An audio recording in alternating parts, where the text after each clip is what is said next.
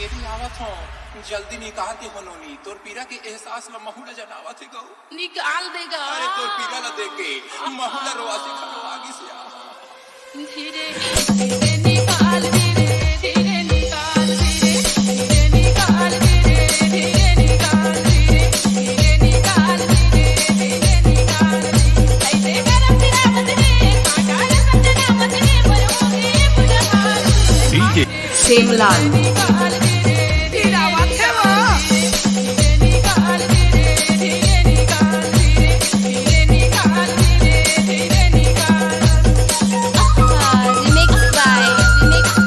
DJ चलिए हमारे सिमला की लेकर आ रहे हैं यूट्यूब पर नए नए छत्तीसगढ़ी गाना लिखे सॉन्ग।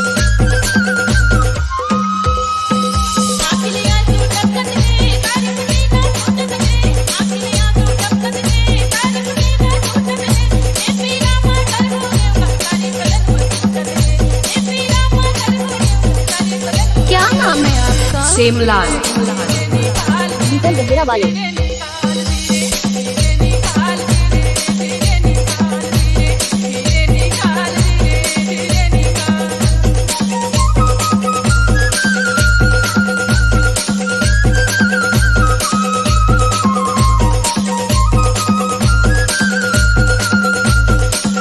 डीजे सेमलाल